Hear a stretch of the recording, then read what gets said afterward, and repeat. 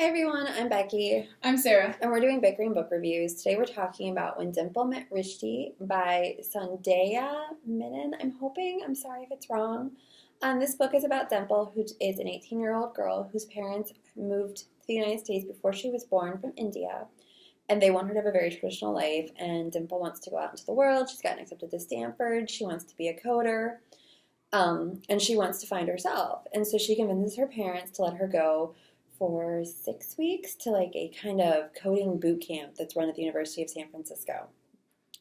And what she doesn't know is that her parents have kind of set up an arranged marriage for her with this boy named Rishi, who is going to MIT, and he's very traditional, and he is also going to the boot camp. And they kind of interact, and he's like, hey, we're going to be together. And she's like, hey, I don't know who you are.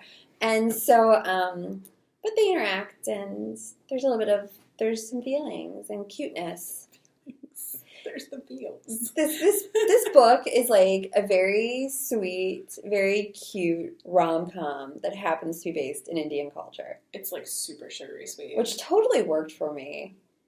So there were other things that were harder for me.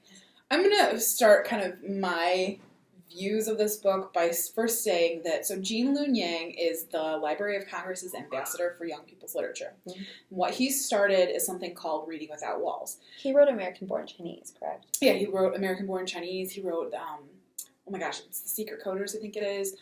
He's written so many different things. But, and he's like a graphic novel artist. Mm-hmm. It's pretty cool. Anyway, so his Reading Without Walls is about either reading about somebody who's different from you, reading about a topic that you're not familiar with, or reading, I'm going to mess up the last, there's a third part to it that I'm just not remembering off the top of my head. It was person, subject, and something else. Anyway, this book, like, fully hit reading about somebody who's different than you, because it was so hard for me to take kind of my own self out of this equation when I'm reading the book, because every feminist bone in my body wanted me for Dimple to totally and completely reject Rishi at every single pass. Rishi's so cute and but, so sweet. Well, and that's the other thing. Like, he's such a good guy. He's so good that it's just like almost impossible to not like him and to not want good things for him. Right. But like, just like on principle, just like being stubborn, I didn't want that to happen. And so this book, a lot of it was just kind of trying to force myself out of my own way. Which is a good thing for that book to exist.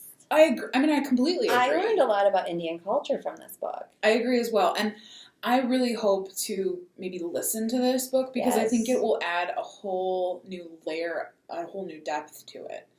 Because, you know, we're reading the arc, so I would like to kind of hear what the words sound like and different things like that.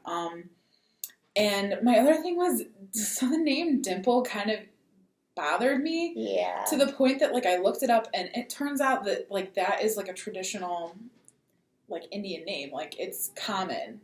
Oh. It's more common than I ever could imagine. I didn't know that. So, yeah, no, a lot of this book, it was a really good experience for me, but a lot of it was, like, trying to force myself to get out of my own way. So that was kind of hard for me. So it was hard for me to kind of really get into the nitty-gritty of the romance story, like the romance part of it and the characters, because I'm just, like, I was trying to overcome my own thoughts. And I will say, like, I really view it just as, like, a fun little rom-com. See, and it was hard for me to kind of move beyond my own values. Yeah.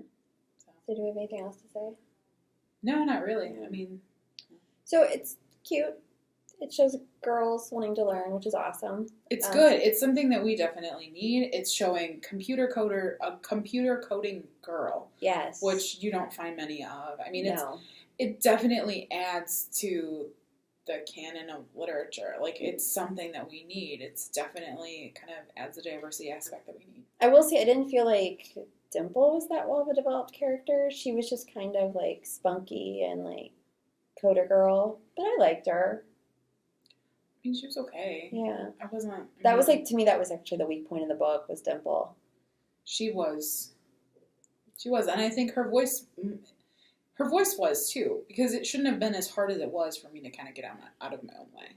So we're just going to rate it. So our rating scale starts with 5 unicorns if we love it. It goes down to 2 unicorns if it's okay. If it's not good, we call it a horse because it is not awesome and magical.